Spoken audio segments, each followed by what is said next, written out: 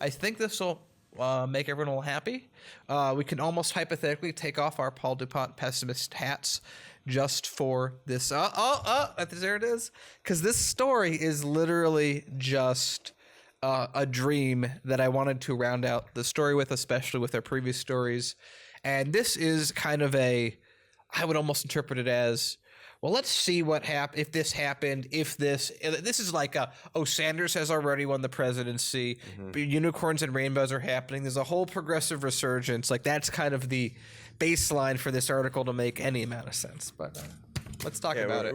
It's unicorns and rainbows right now. Yeah, but let's just pretend that there are unicorns and rainbows for this story. Otherwise, we're all going to be too pessimistic. I was saying to Paul that, like, I would be wearing that hat if I wasn't going to read it with that context. So let's talk about it. So, Rep. Alexandria Ocasio-Cortez has traveled the country to support Senator Bernie Sanders' second campaign to secure the Democratic Party's presidential nomination. The New York Congresswoman, who is currently too young to legally hold the nation's highest office, has sparked fresh speculation that she will eventually make her own run for the White House. Politico reported on Friday. You see why we're saying happy and unicorns and all that other stuff, why Paul took his hat off, because this is a bunch of jumps of things going a certain way. In October, Ocasio-Cortez endorsed Sanders for president. The past couple months, Politico explained, Ocasio-Cortez has become a supercharged surrogate for Sanders in early voting and delegate-rich states.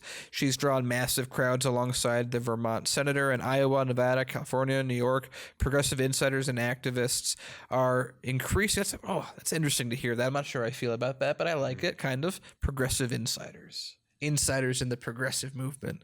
Would we be progressive insiders? Maybe. I don't know. Anyway, we've met Jimmy Dore. Does that make us progressive insiders? Anyway, so are increasingly whispering about how Ocasio-Cortez inheriting the movement one day and running for the White House with it behind her, as Weaver put it, Jeff Weaver, Bernie Sanders' campaign person. She is broadly popular, frankly, among Democratic voters. She is particularly strong with young voters of color. She's an important national voice, and adding her weight to the political revolution is a real coup for us. The president of the California Young Democrats said the future of the Democratic Party is not Pete Buttigieg. It's Alexandria Ocasio-Cortez. It told Politico she has gripped the attention of fellow millennials across the country. Now, what I will add is I'm sure Nancy Pelosi is really salty about this, because I'm not sure she expected someone that she belittled and said wouldn't accomplish anything, like that green dream or whatever, would constantly and continuously, even during impeachment, outrank her in terms of media coverage, especially on the right. Oh my God, they cannot get enough of her. And I'm more and more convinced every day that, like, when I watch on Fox News, that someone at Fox News is having a fetish, and it's coming real, because their coverage is very interesting. In the wake of November 2018 elections, Mendy Hassan wrote for The Intercept that President Donald Trump, who has repeatedly targeted Ocasio-Cortez, same statement applies to him, should be relieved that the Congresswoman is constitutionally barred from running for office of president until 2024. Now, this is where the brain rosing unicorns comes back in. If Sanders wins 1 term, 2 terms, 24 to 28, she can be VP for him. Again, I don't care if this doesn't sound realistic or like 20 steps ahead of reality that we already need to focus on. Then she can be in 28 to 32, 32 to 36, and we can have a utopia where nothing ever goes wrong, ever. But I just thought this would be a fun article for everyone to talk about, that, there's a lot of terrible things happening, but, isn't it crazy that Politico, of all places, is like, hey, let's talk about the possibility that this happens. Paul? Like, you look at who Trump thinks the real threat is, right? Who Republicans think the real threat is. It's AOC, right? It's AOC, it's Bernie Sanders, it's the left, it's this, Democratic Socialist movement. It's all of the Democratic Party's consternation over, they're not electable, they're not going to be the one. No, they're the ones. They're the ones that can win. And progressives find themselves in a position of fighting against primarily the Democratic Party to just get the nomination, because if you can get the nomination, then you end up taking Joe Crowley's seat without much problem. Yeah. That's a thing that happens.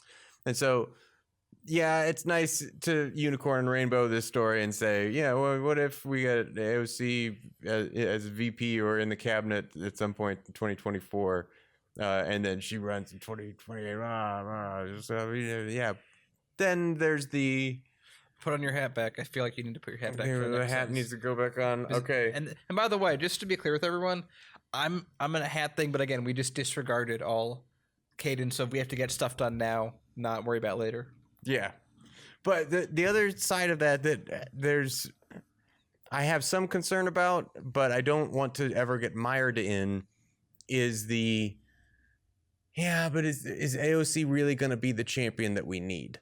Right? I didn't quite like her position here, or I don't know if she's as well versed here, or I think this is a good area for her to focus in, like Green New Deal, but how are we going to actually get that implemented? And it's like, yeah, okay, she's a first-term congresswoman.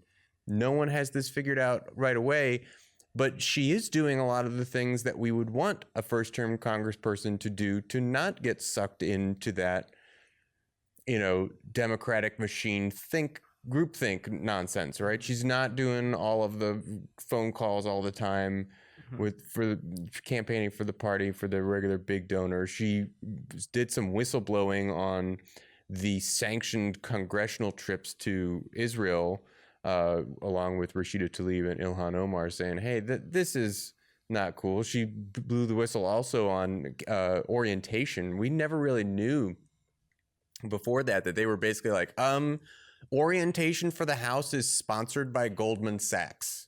What the hell? So I have a lot of faith that she's doing her best, right? We can't have champions. Just everyone stop. Yeah. Don't have champions. Think about politics for yourself. Understand what policies you think are important and prioritize, and understand what your position on the various policies that people bring up, and be aware that some of those should be deprioritized and they're giant red herrings. And just, you got to know what you're thinking about and caring about, and you can't be like, everything that Bernie Sanders says is always right, or everything that AOC says is perfect and always right, because everyone is only ever going to disappoint you. And when you get disappointed, that can lead to burnout and anxiety and second guessing yourself. And just don't have political champions. Just don't. Go ahead and vote for people. Go ahead and vote for the things and the whatnot that support more or less the things that you believe in and want to do. But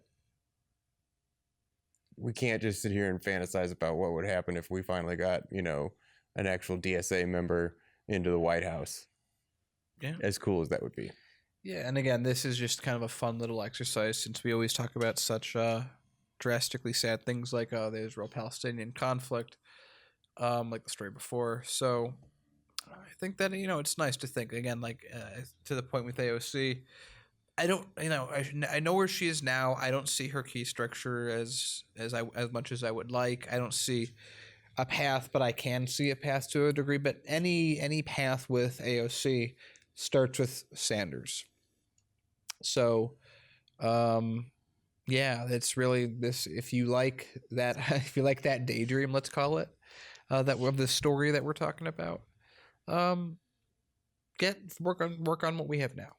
Again, like, don't think first, like, I just go through a few fundamentals. Don't fight the people that closely align to you just because they disagree a little bit. Those are going to be your allies one day. Like we were talking before, Tulsi and Bernie people are very, very, very closely centered in terms of their voters. There's no need to fight. Same with a lot of Yang people. No need to fight. If we want something different, one of those three have the most scoped out different version, whether we agree or disagree with them. So let's win. Let's win by winning. Let's get the people that we want in office. Let's build a better future, as Kit would say. Let's not punch water. Let's do what we can. Context matters. Let's grow. Wait, that didn't work as well. Yeah. Let's become keys. Again, they're really the only way that any of this happens. Whether you agree with our assessment on this or you disagree, the answer is the same. You need to make yourself politically relevant. That way, what you say matters, because if you don't have power, you're not a key. Sadly, your voice doesn't matter. But by watching shows like this, watching other shows, getting yourself informed about the issues, and then acting, volunteering. How does that go? With no power, you can affect nothing. With no power, you can affect nothing. So find power, become powerful. If you're working for a candidate as a volunteer, you have power.